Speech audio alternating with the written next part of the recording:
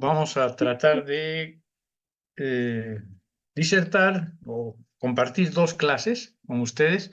Uno es el de cardiopatía isquémica y el otro es el de cardiopatía del pericardiopatía, ¿ya? Se calcula, en este caso de la hipertensión arterial sistémica y la cardiopatía hipertensiva, que afecta entre el 10 y el 30%, imagínense, de la población adulta, ¿no? Entre el 10 y el 30% de la población adulta, y trae consigo una serie de complicaciones para diferentes órganos. Los más frecuentemente afectados: cerebro, corazón, riñones, ¿no? Sobre todo, hay razas que tienen mayor tendencia, están cerca del 30% de la población. Es la raza negra, por ejemplo. ¿Qué es hipertensión? Una presión diastólica mantenida superior a 90 milímetros de mercurio y una presión sistólica por encima de los 140 milímetros de mercurio. Eso es lo convencional. Y aquí tienen una serie de clasificaciones en los adultos, desde la presión arterial normal u óptima hasta la hipertensión maligna, podríamos decir, ¿no? Cuya diastólica alcanza los 110 y la sistólica 180. Todos estos cuadros donde hay hipertensión de tipo 1, 2 y 3 ameritan tratamiento, y en la normal alta, pues sobre todo una dieta, ¿no?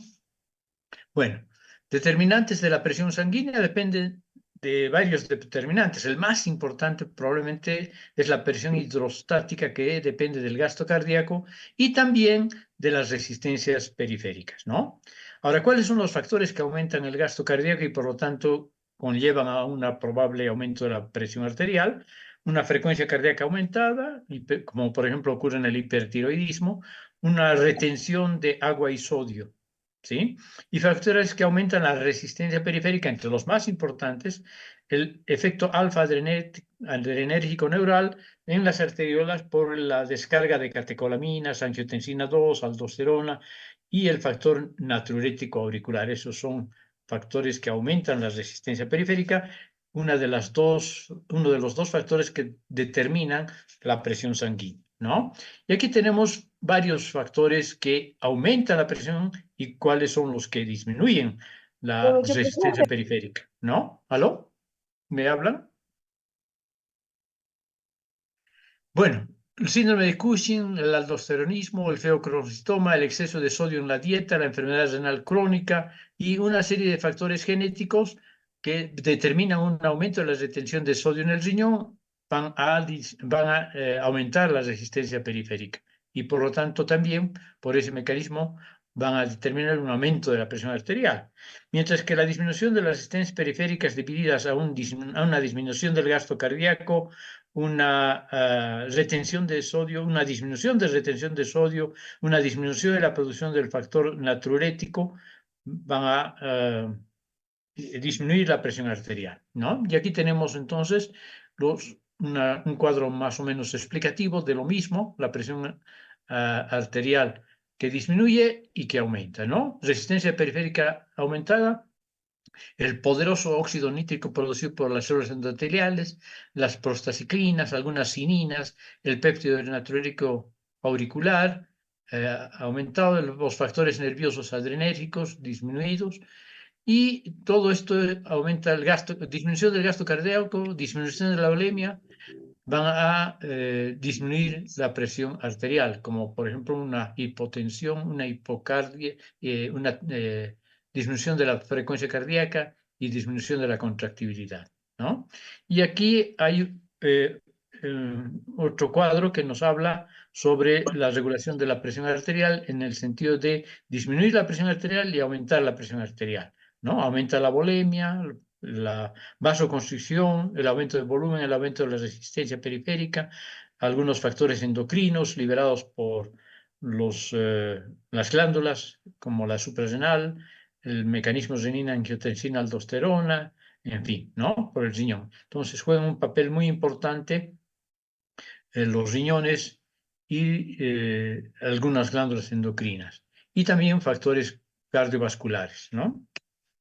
Bueno, la patología vascular de la hipertensión, este es el tema ya en sí mismo, acelera la aterogénesis y se asocia con arterioloesclerosis también, arterioloesclerosis, ¿no? O sea, está relacionada con dos patologías humanas importantísimas, la hipertensión arterial sistémica, la aterogénesis en relación a la aterosclerosis y la arteriolosclerosis, ¿sí? ¿Cuáles son los factores de riesgo para la presión arterial alta? Los factores genéticos, los factores congénitos, el estilo de vida y los factores físicos y metabólicos. Tenemos las historias naturales, los polimorfismos genéticos, que son múltiples, alteraciones congénitas como el bajo peso al nacer, el número menor de nefronas, antecedentes maternos de hipertensión, la dieta alta en sodio, baja en potasio, alcoholismo, sedentarismo, la obesidad, ¿no? Con la hiperleptinemia secundaria, la edad avanzada. De hecho, es lógico que vaya aumentando la presión arterial conforme el individuo avance en edad. La raza negra, el estrés, el tipo de personalidad favorece la hipertensión, la hiperinsulinemia y la hiperuricemia. Son factores. Van a provocar sobrecarga de presión en la enfermedad arterial y la hipertensión primaria, ¿no? O idiopática o esencial, que como hemos visto es multifactorial y en su base de causa desconocida. La mayor parte de las hipertensiones son de este estilo, primarias, 95%, aumentan a partir de los 40 años y tienen que haber factores de riesgo, como ya hemos mencionado, ¿no? Y la hipertensión secundaria está relacionada con una enfermedad subyacente, renal, endocrina, neurológica, aórtica o factores psicológicos, ¿no? Tenemos eh, todo el sistema renina, angiotensina, aldosterona, toda la retención de la enfermedad renal crónica va a causar todo esto. La hiperfunción cortical adrenal, feocromocitoma, hipertiroidismo son factores endocrinos que aceleran la hipertensión arterial sistémica. Ok. Luego tenemos entre las neurológicas la hipertensión intracraneal causada por tumores cerebrales, encefalitis, por ejemplo. En la aórtica, rigidez aterosclerótica de la aorta y la coartación de la aorta, y psicógenas relacionadas con el estrés y la vida moderna, ¿no? Bueno, y la hipertensión secundaria suele ser una complicación de las enfermedades renales. Hipoperfusión renal estimula la liberación de renina en las células extraglomerulares.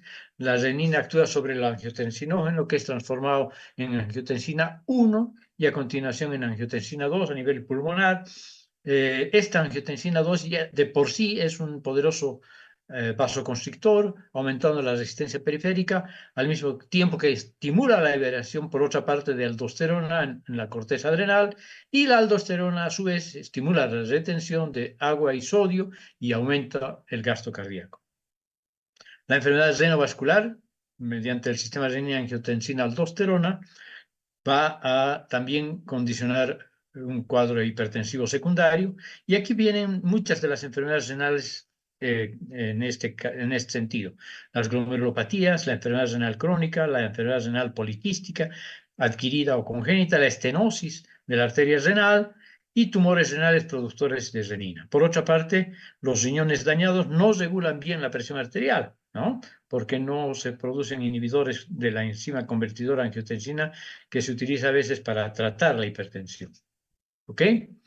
Desde el punto de vista de la patología, la vamos a considerar, bueno, de la clínica y sus consecuencias anatomopatológicas, las vamos a considerar en una fase benigna y en una variante maligna. ¿Sí? La benigna va a condicionar una elevación estable de la presión arterial durante años, como una enfermedad indolente, es fácil de controlar y histológicamente lo que hay es un engrosamiento de la pared arterial y hay como consecuencia una lesión endotelial, hay una aterosclerosis, arteriolosclerosis y alina. Desde el punto de vista de la patología más importante es este proceso, la arteriolosclerosis y alina. Y también condicionando una nefrosclerosis benigna, ¿no?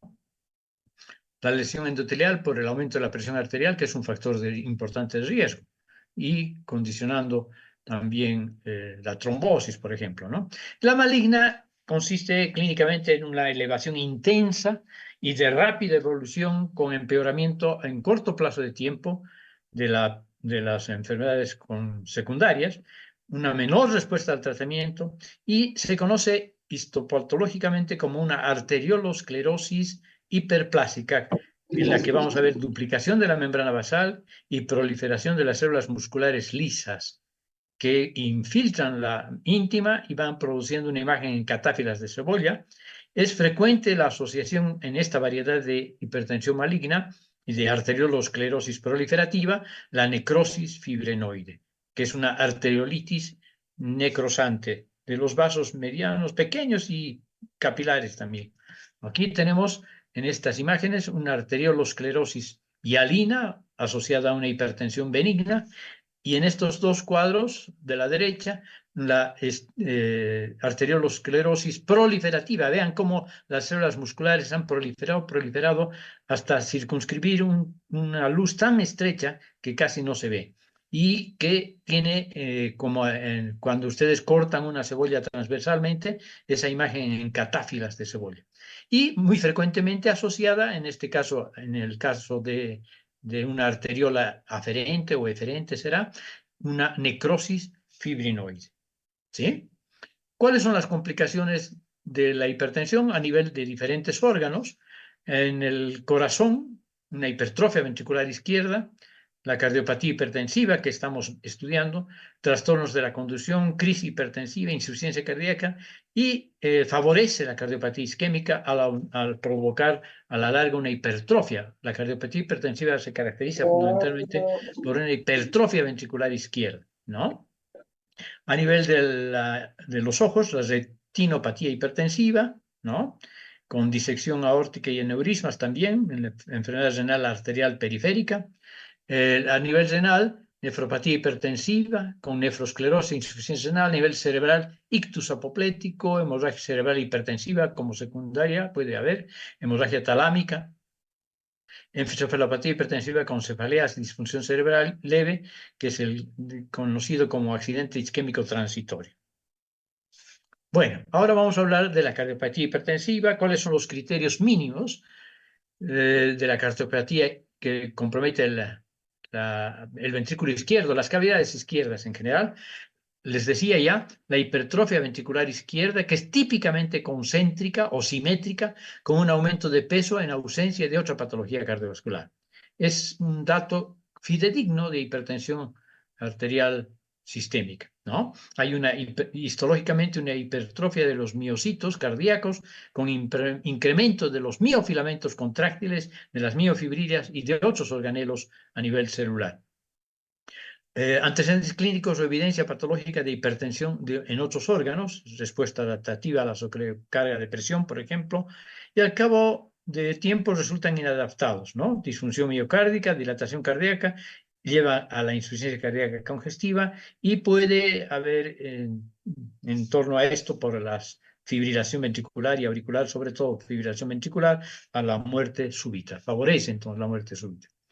Entonces, desde el punto de vista histológico, ¿qué vamos a ver en la insuficiencia ventricular izquierda fisiológica? Un agrandamiento de miocitos, aumento del espesor del miocardio, dificultad del llenado ventricular izquierdo, aumento de la distancia de perfusión desde los capilares vecinos por la hipertrofia ventricular, incremento de la isquemia cuando hay aterosclerosis coronaria asociada, que es frecuente, puesto que la hipertensión es un factor de riesgo para la cardiopatía isquémica y para la aterosclerosis.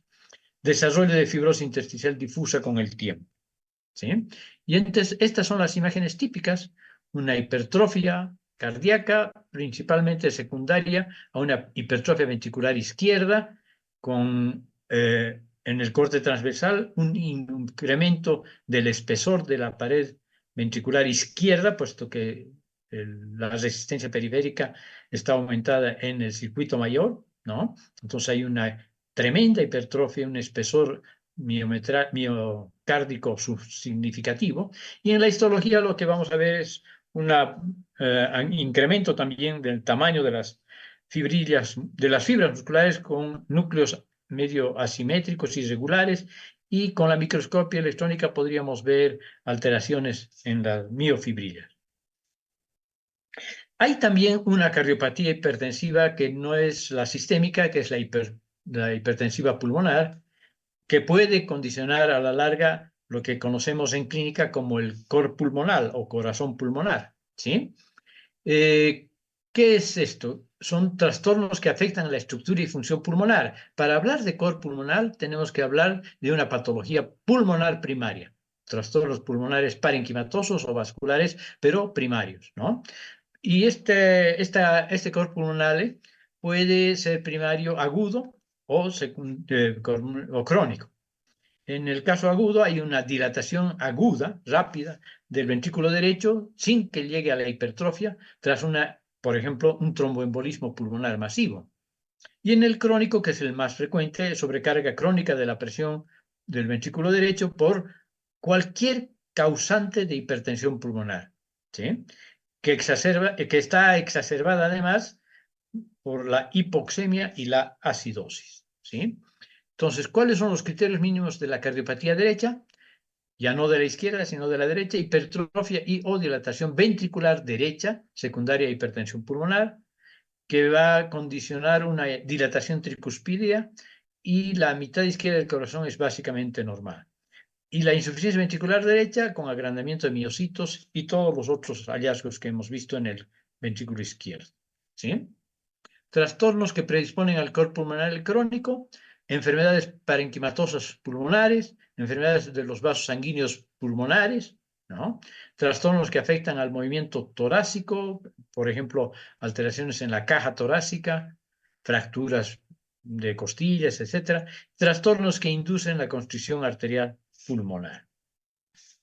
Otros trastornos que predisponen al cor pulmonar crónico, esta vez: enfermedades del parénquima pulmonar, EPOC, enfermedad pulmonar obstructiva crónica; fibrosis intersticial pulmonar difusa, que es también una enfermedad crónica inflamatoria; la neumoconiosis; la fibrosis quística; la mucoviscidosis, que cursa con frecuentemente bronquiectasias, etc.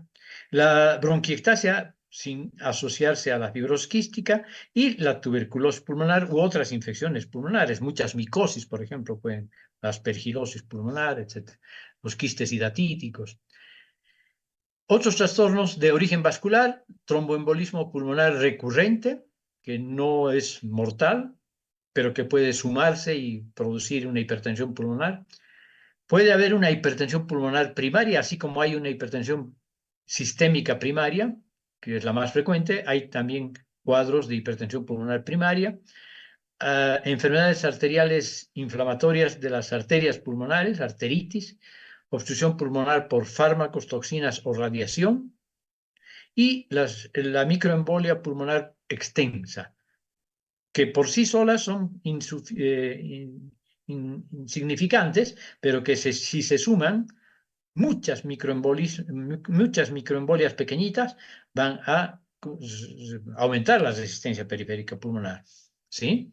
Y como decíamos, también trastornos que afectan al movimiento torácico: tenemos cifoescoliosis, obesidad significativa, y trastornos neuromusculares, las distrofias musculares que llegan a afectar a la musculatura torácica, ¿no?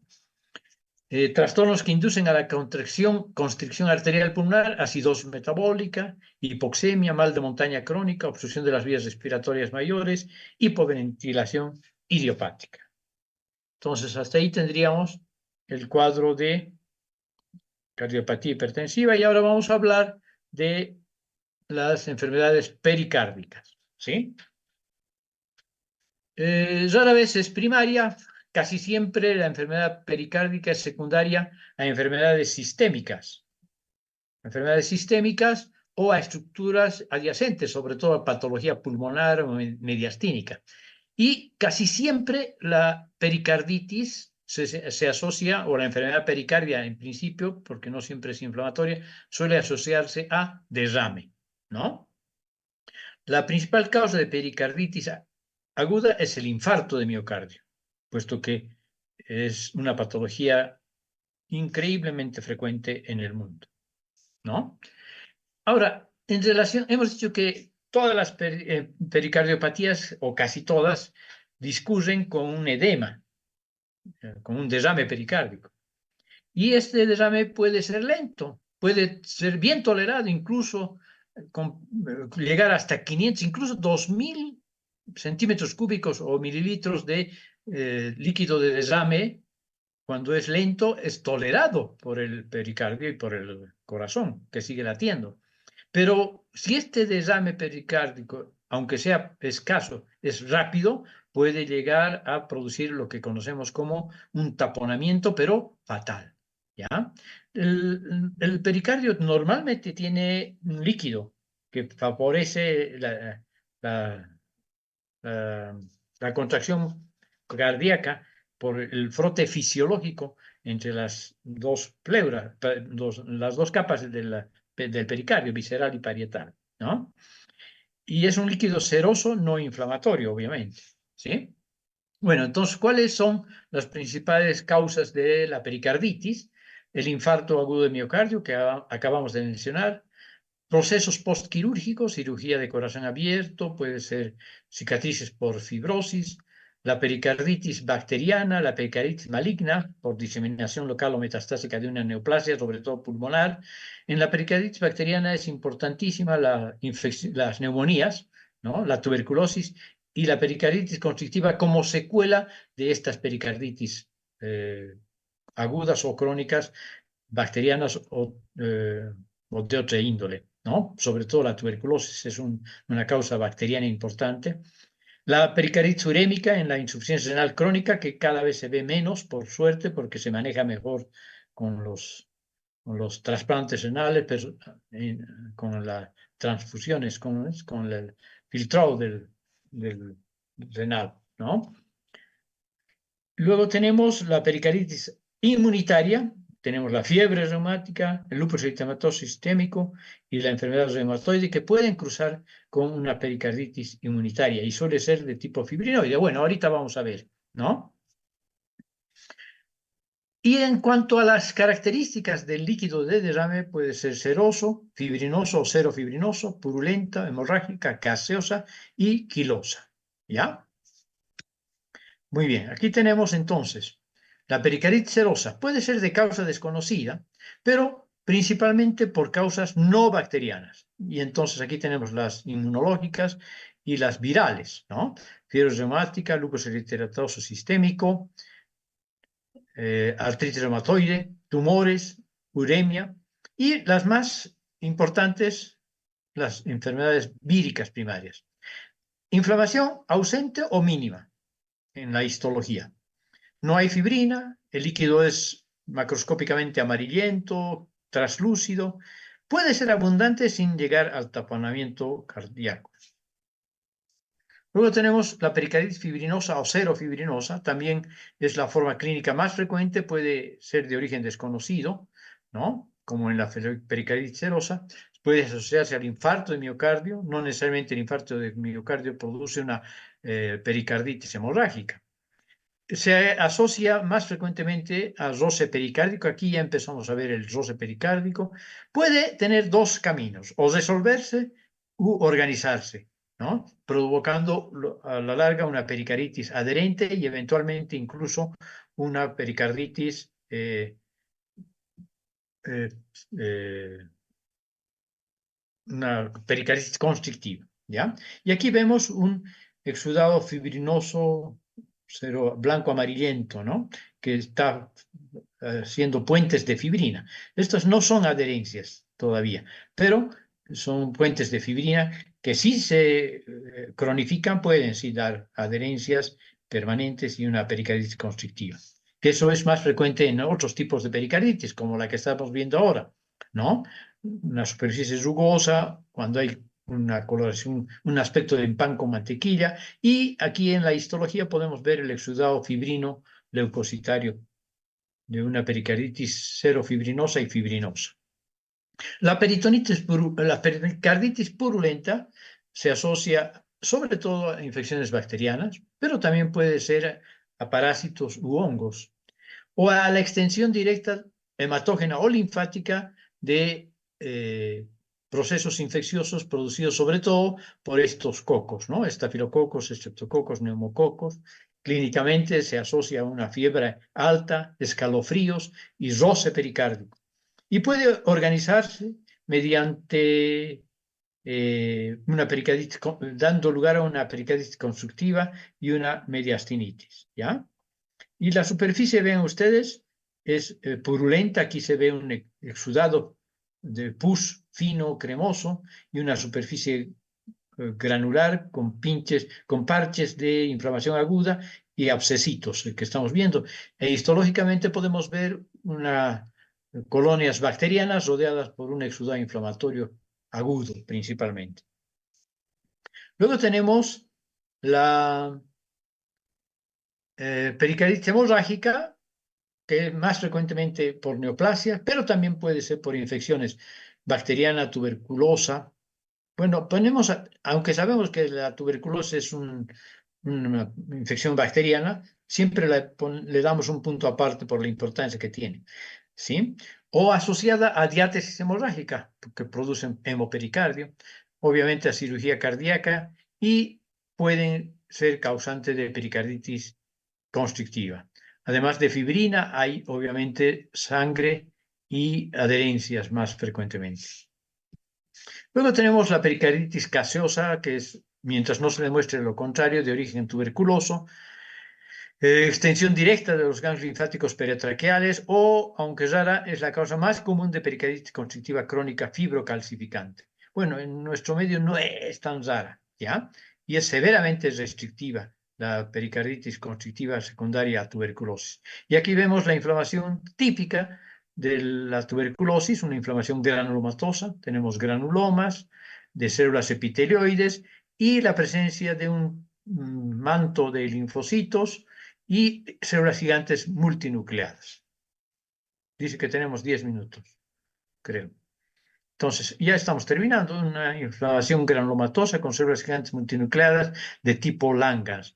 Un manto de fibroblastos y linfocitos, y al centro el granuloma, que frecuentemente tiene una necrosis central de tipo caseoso. Y la consecuencia de muchas de estas pericarditis, sobre todo las hemorrágicas, tuberculosas y bacterianas, la pericarditis constrictiva, caracterizada por un pericardio fibroso, engrosado, que ya no puede expandirse y que interfiere con el llenado ventricular, reduciendo el gasto cardíaco. Obviamente hay una cardiopatía restrictiva por esta dificultad para expandirse de los ventrículos.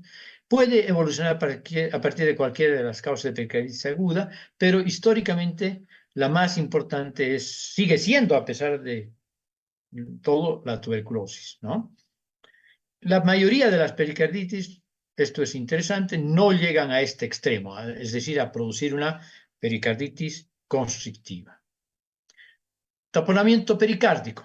¿Qué es el taponamiento pericárdico? Es una forma importante, extrema, diríamos, de derrame pericárdico. El volumen de líquido acumulado es suficiente para comprimir a la aurícula y a sus venas afluentes, evitando así un adecuado llenado cardíaco. Obviamente esto produce una insuficiencia cardíaca aguda, puede producir un paro cardíaco y una actividad eléctrica sin pulso, ¿no? Las causas más frecuentes de taponamiento: ruptura del miocardio, seguramente secundaria sobre todo a un infarto miocárdico transmural; la disección aórtica con flujos retrógrados a la cavidad pericárdica; el traumatismo abierto o cerrado, sobre todo cerrado; y las pericarditis agudas graves, ¿no? Entonces hay un aumento de la presión intrapericárdica, hay presión sobre las venas cavas sobre todo, dificultad en el llenado y las consecuencias estas. Muy bien, con eso hemos terminado entonces la patología cardiovascular. De vascular solo hemos visto aterosclerosis, ¿no?